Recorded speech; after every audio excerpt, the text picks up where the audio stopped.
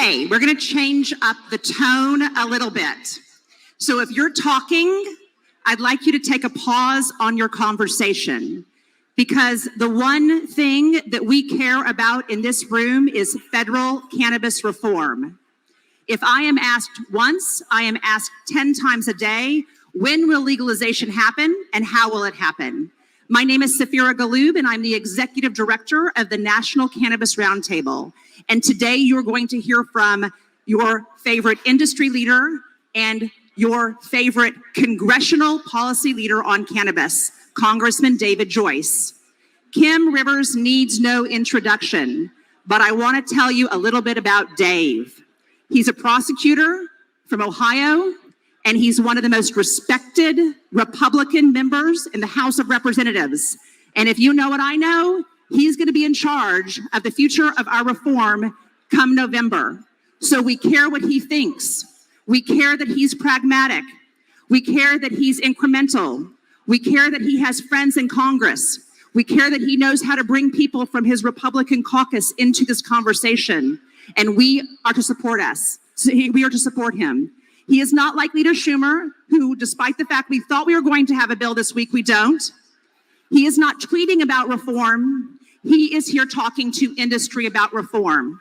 So I want you to take your pessimism about what is happening in Washington, and I want you to put it to the side.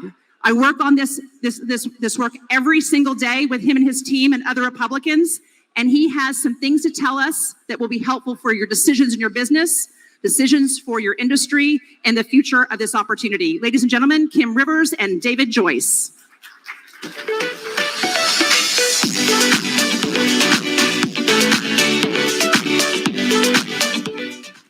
Happy 420, y'all. Come on, happy 420, y'all. I know. So it's so great to be here with you all today, and I am thrilled to have the opportunity to have the conversation with a key advocate for our industry in DC. And so I'm just going to kind of kick it off, and we'll see where this goes. So I just want you guys to know that sitting next to me is an actual advocate for our industry, and I just am curious, as I'm sure a lot of people here are, how did that come to be? What is your relationship with cannabis, and tell us how you got here. Well, thank you, and I'm not trying to be disrespectful and maybe not dressing up completely, but having my tennis shoes on and all, I just had my knee replaced a month ago. And I can tell you, I can't wait for the day that when I leave a doctor's office or a hospital, that they prescribe cannabis versus all the hydrocodone that they're willing to give you as you walk out that door with unlimited refills. Well, we've all seen that disaster, unfortunately, play out over the last 2 decades. And I think you're in a position to help create the fix. I don't deny people are in pain, but I think there's other ways of going about treating pain other than giving this most addictive drug to folks. I got into it because I wasn't a prosecutor. I wasn't law enforcement. I got to DC and I was listening into a hearing one day where a congressman from California, Mel Farr, was making a pitch about why VA hospitals, doctors in VA hospitals couldn't prescribe cannabis when it was medically legal in California. And I said, well, a lot of times these votes go up and down on a party line vote. And I voted with the congressman and was quickly summoned to then Speaker Boehner's office, just to go to show you how things spin around in DC. Boehner asked me why I did that, why I got involved. And I said, well, first off, I think it's a states' rights issue. Secondly, I believe that, if it is medical and if it is going to help a patient, especially some our veterans who have put it all on the line for our country, then for God's sakes, give it to them. Make it happen. And he told me not to do it ever again. And lo and behold, I continue to do it and continue to be an advocate because I think the time has come and it's at the right place and for the right reasons, we're going to get it carried across the finish line. Awesome. Well, So I guess since you have been in kind of around cannabis now, and first of all, we wear all kinds of things in cannabis, so don't worry about your tennis shoes. It's just fine. You fit in here. We accept all. All are welcome. Tell me, like, have there been any? What has surprised you? What has surprised you either with the industry? What has surprised you with maybe the response in DC? What are there any surprises? Have you been surprised at all? Yes. The surprises are many. As I've gotten more active and involved, I started to meet up with my co-chairs. I wasn't at the time, but I became co-chair of the Cannabis Caucus, Earl Blumenauer and Barbara Lee, and may he rest in peace, Don Young. But we have a new young man, Brian Mast, who is a hell of a guy if you haven't met him, and you should take the time to. He's a veteran who's lost both his legs from below his knee and half of his hand in service to our country, and has been as solid as a person could be on this issue for us moving forward. I think the thing that first got you was the first time I went to see a grow operation, and the idea of the seed to sale and how involved that process is. And that was eye-opening. And then as you got into the industry more, how it was being treated along the lines as a pharmaceutical, and all the work that's being done by all of you to make sure that a quality product is being delivered to people, and that they're going to understand that if they're taking it for X reasons, that it's going to produce the desired effect. And as I've gone around, every state that's opened up, they've all been a little bit different in how they've gone at it, but the dynamics are still the same. You all are doing the right things, and I know when I have skeptics in DC, I'll say, please go to one, and I ask any of you to open up your operations to your local congressman or senator and have them see what takes place inside, and they walk away from that with a much different opinion of what you're doing. And that's key, is to get them to look at it. The other thing is with the speed at which I discussed my initial conversation back in 2013 to where we're at now. And we're close. We're getting closer all the time. But one of the things that it's developed a momentum that keeps it moving. And in DC, you don't necessarily get those type of momentums. I mean, God forbid what's happening in Ukraine, but something like Ukraine, you'll get everybody galvanized behind it to make sure that they have the requisite support, either financially or arms, and you'll get everybody on it. But slowly but surely, we're moving along with the same type of, and a different type of progress, but the same progress towards getting people to have an end result here with cannabis. And so the next step or the next push, I think, comes from all of you in working together as an industry, helping recruit your local legislators to continue to do and see what's going on here and continue to do the right thing when they come back to Capitol Hill. Yeah, so key takeaway from this session is that folks that have operations, whether that's a dispensary, a processing facility, a grow facility, how many of us have actively reached out to our congressmen or women and invited them on a tour, right? And I think that's an amazing and great tangible takeaway. So, I think that that's really important, because I think that all of us, oftentimes, I know for me, we think about, well, what can I do? That's happening in DC, right? I don't know how effective my time is getting on a plane, going to DC and knocking on doors, but absolutely making those connections in your local market is I agree with you, that can be a game changer, especially right now when it does seem like we're on such a tipping point. So great call out. So what you guys just heard is that, we are sitting with the co-chair of the Cannabis Coalition in the House, and he just last week introduced a bill called the Prepares Act. So thank you for your work on that. And that's really meant to dig into the federal agency discussions. This is like maybe the not like super exciting or sexy part about this, but if we really want a true, robust and sustainable industry, it's going to take a lot of agencies working together on a lot of different parts and pieces to make sure that we have a cohesive framework in cannabis. And so your bill attempts to jumpstart that conversation. Would love to understand how the reception has been. Have there been any, folks that you're surprised are either critics or supporters? And just tell us a little bit more about that. Well, thank you. The idea for the bill sprung from the idea that, the MORE Act, and God bless the pressing the MORE Act, but when you have major bills like that, you give too many people what I call off-ramps. And so they're like, well, I'm with you on this, but I'm not with you on that. So therefore I'm voting no. And voting no is easy because vote no, you don't have to go back to your district and explain any of that voters or it's the wrong thing. To get the people to yes requires the first part, what we just talked about, but the second part was giving people where they feel comfortable, educating them on that. You know, I've had members come up to me and saying, well, I want to see the research. All of us want to see the research. We want to be able to research it with better than what's been given to you from Mississippi.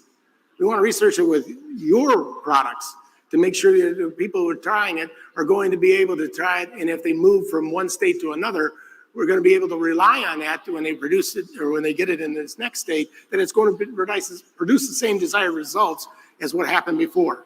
So whether you buy aspirin in New York, Florida, California, you know what aspirin is.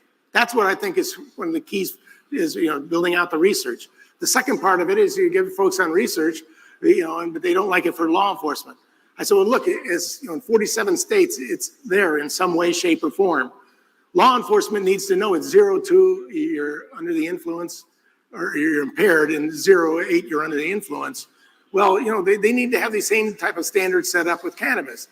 You'd be amazed how many employers love that idea because they say, look, you know, because of the strict liability type standard, if we test somebody and they might have engaged with the product on Friday night and show up on Monday, I have to fire them. There's got to be a better way of doing this. And that requires research. And I'm doing it at a Society for Human Resource Managers. I got a standing ovation after I told them that this is one of the reasons we need to do this research, because they, oh, you think of the problems you cure for us in the industry. So I think that's a part of it. You know, you also need to educate folks as to, you know, they want regulation. You know, a lot of people who complain to me at home will be older parents who say, well, we don't want kids to get it. No one here wants kids to get it. You want to treat it just like you do alcohol, and that unless it's for seizures or some medically prescribed thing for a juvenile, that they're not getting it. They don't have access to it. And so when you hear this enough, that was the idea with Prepare Act. If we're saying, look, as you all know, in every state, there's, in Ohio, I know there's 3 different agencies that are in charge of it. They're going to have a lot of input from folks. And we've already set up something like this, similar with alcohol. So alcohol distributes in all 50 states, and they manage to get the job done, and you all can manage to play together and work out your differences amongst each other. I'm not doing this to delay anything. I'm saying in preparation for the inevitable, when this day comes, and this is something that we're hoping to get the White House to bite on too, is let's start to formulate what that would look like. Let's bring all the relevant players to the table and start to draw out what it is that you see needs to be in or out of this legislation. And so when the lucky day comes that more or a most or whatever the bill is that gets us over the top is out there, then all of a sudden we have a skeletal framework that we can put the muscles on and create a system that works for everybody nationwide. Yeah, and I think importantly, which I absolutely commend, is the fact that it requires actually input from a lot of different stakeholders in that conversation. So I would encourage folks to get familiar with it, because it does ask for input from folks that would be represented in this room, and it gives those of us who are in the industry, both on the smaller side, on the larger side, everything in between, a voice at the table, which I think is a very unique feature, and I certainly appreciate the inclusionary aspect on the front end. So I think that that's really great. And so you mentioned a number of acronyms, which most of us in this room, unfortunately, are very familiar with at this point. You've got SAFE, you've got MORE, you've got states, you've got, you know, now you have prepared, you have COA. I don't even know if that's, I just made that up. So how and why, how should we be thinking about all of these different, I mean, the good news is, right, there's a lot of activity, right, which we didn't have under previous administrations. But I think it's also confusing to understand what's real, what has hopes of moving forward, and kind of when. That's a great question. Yeah, I wish I had a answer that would suit all of you out there, but I don't. Would you like me to bring out the magic 8-ball? You know, one of the things that's necessary is to, as I talked before about these other big bills, and our idea was find bills that work, that, you know, whether it's the HOPE Act or Prepare Act, you put bills out there so you can get the requisite number of 218 in the House and 60 in the Senate to be able to pass them and create a system that's going to be put in, or bills that the president can actually sign in systems that can be put into play. And so the White House obviously has, during their election season, made a lot of claims of where they would stand. Well, I've been wanting to send him letters every time he fired employees because they tested positive for cannabis, or the fact that he told his people who were on White House personnel that they couldn't invest in your industries. They had to divest if they had any of your trades in their portfolio, that was wrong. And that you're sending out a mixed message at best, but I think it's worse than a mixed message in that they're telling people they're not going to help. They're not going to be part of live up to the promises that they made during the election season. So, but the one thing they have done, as many nasty grams as they've got from me, is engaged.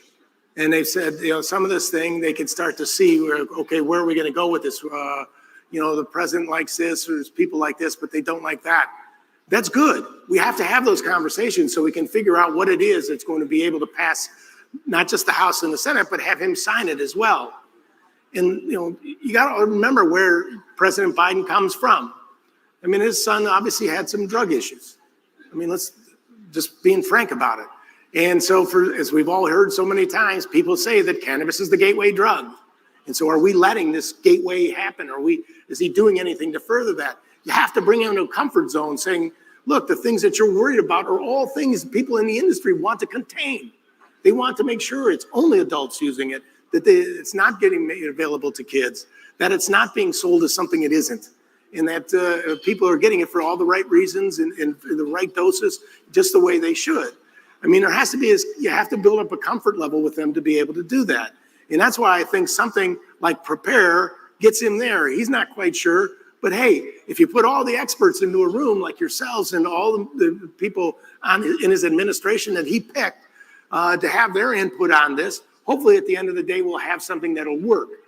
And so that's why we were trying to find smaller pieces of things like, and God bless Ed Perlmutter for what he's doing with the SAFE Act and the fact that he's championed this thing to pull through and he's bound and determined to get it into some bill that's going to be moving. And I'm right there with him in working on the Senate side to try to make that happen. And the SAFE Act goes back when Earl and I did the States Act in 16 and the SAFE Act. We were hoping that they could get those two things combined or passed in the House and then combined over in the Senate and passed and helped get you somewhere where you need to go.